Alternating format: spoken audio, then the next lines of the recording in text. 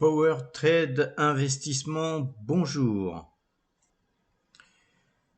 Je vous avais parlé la semaine dernière d'une valeur qui s'appelle Falcon Minerals Corporation et aujourd'hui on va la regarder un peu plus en profondeur. Donc c'est une valeur qui aujourd'hui vous apporte un peu plus de 11% de rendement pour 2021. À savoir qu'en 2022, vous aurez un meilleur rendement encore puisque est prévu 13% de rendement et en 2023, 13,70% de rendement.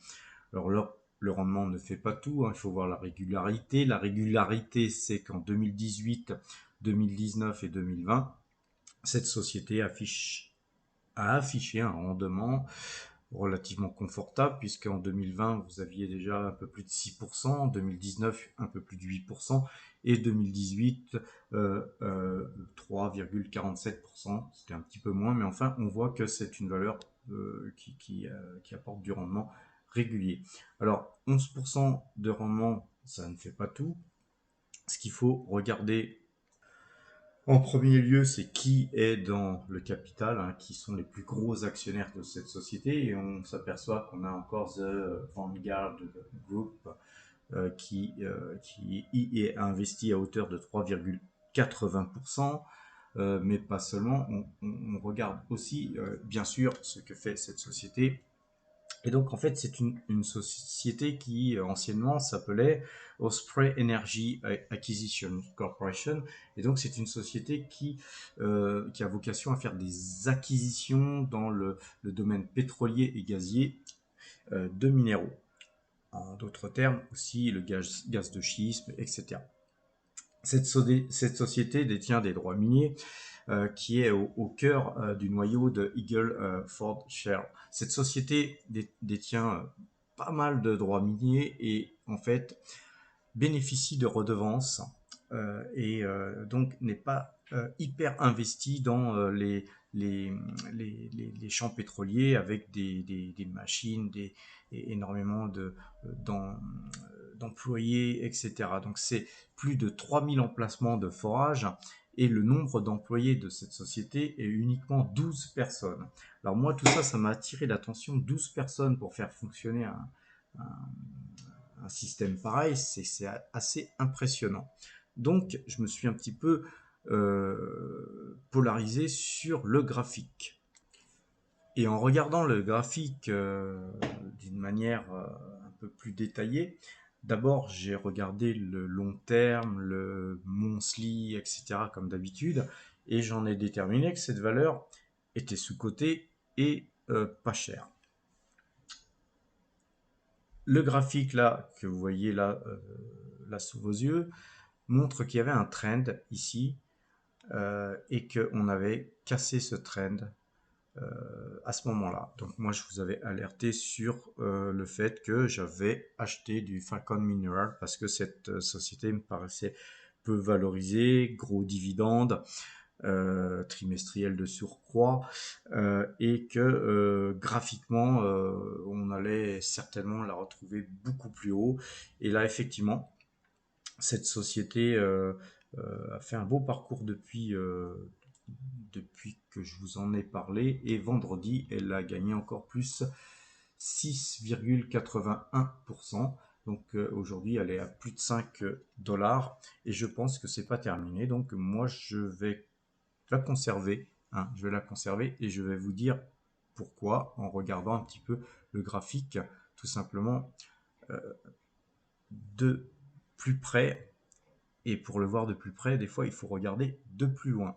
Donc il faut regarder, on va dézoomer, et en dézoomant, on s'aperçoit que c'est une valeur qui valait ici plus de 11 euros, et qu'on voit que pendant la crise du Covid, c'est une valeur qui a morflé, qu'on a retrouvé à 1 euro et quelques. Hein. C'est une valeur qu'on pouvait toucher entre facilement à 2 euros, on va dire, dans cette zone-là et dans cette zone-là, de par deux fois. Donc ici, on avait en fait un double bottom, et aujourd'hui, on a fait effectivement l'amplitude de hausse que devait faire cette valeur par rapport au double bottom.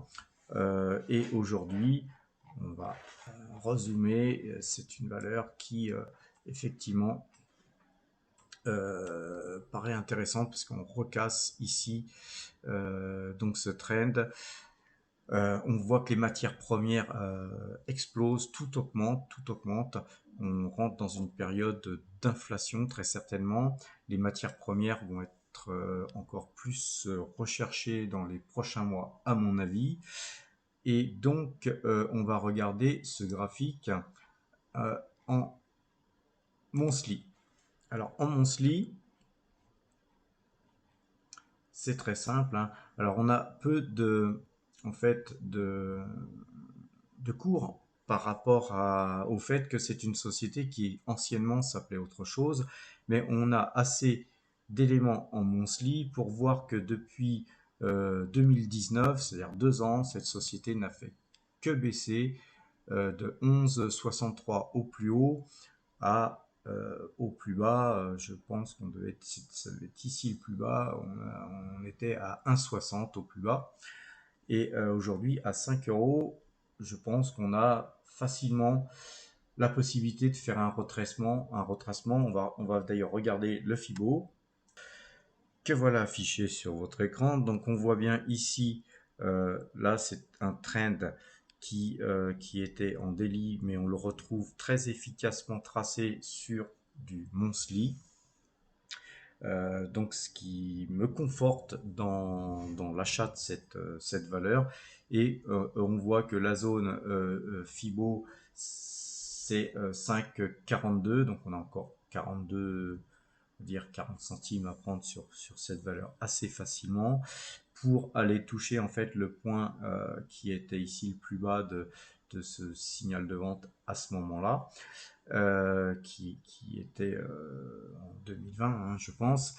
Et là, quand on regarde où peut aller cette valeur, très facilement à 6,54, et moi je viserais plutôt les 7,52, 7,77, ouais, 7,77, ça me paraît quelque chose de tout à fait probable.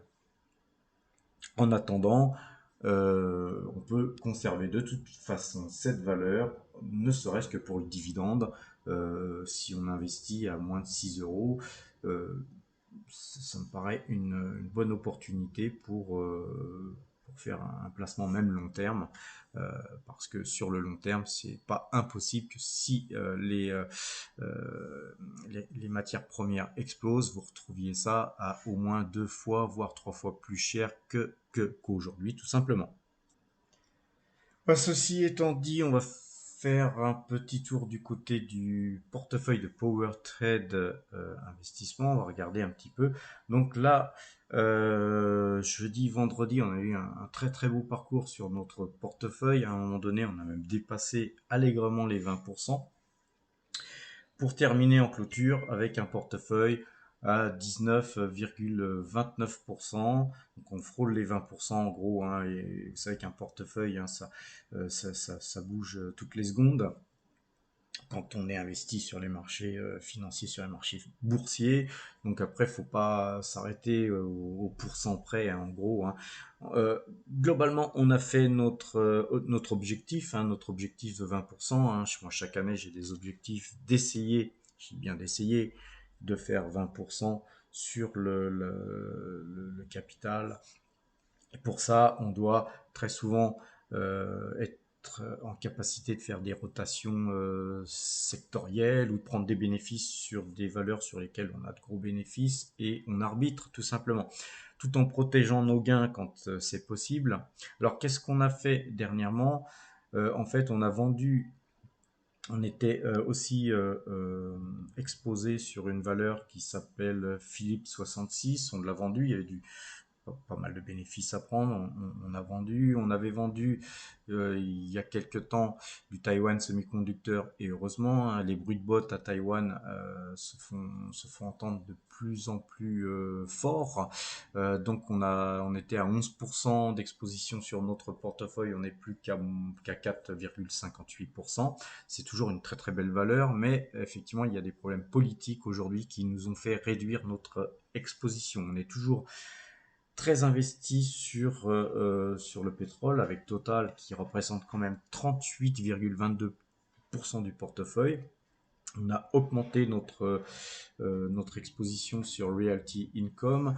Les crypto-monnaies sont un peu mieux comportées, mais comme vous le savez, je ne suis pas un fanatique des crypto-monnaies. Les cryptos, ce sont des actifs qui doivent représenter entre 1 et 3% du capital. Ça, c'est ma stratégie à moi, hein. Je vous encourage à quand même faire attention à ne pas avoir trop d'argent dans les cryptos. Mais les cryptos aujourd'hui, pour nous, en crypto pure, c'est 0,80%, donc c'est moins de 1% du capital. Et par contre, on a du Grayscale pour 0,43%, ce qui fait qu'on est à 1,25 en gros, hein, on est à 1,25% du portefeuille en crypto-monnaie, ce qui n'est pas énorme. Et puis voilà, donc le portefeuille bouge tranquillement. On est à notre objectif, donc il est possible qu'on peut-être qu'on continue à prendre des bénéfices, hein, pour protéger un petit peu euh, ces 19,29% d'appréciation de notre portefeuille. En gros, on est pratiquement à 100 000 euros de gains, ce qui représente plus de 10 000 euros par mois. Donc, c'est pas non plus quelque chose qui est rien. Donc, on va essayer de protéger ça.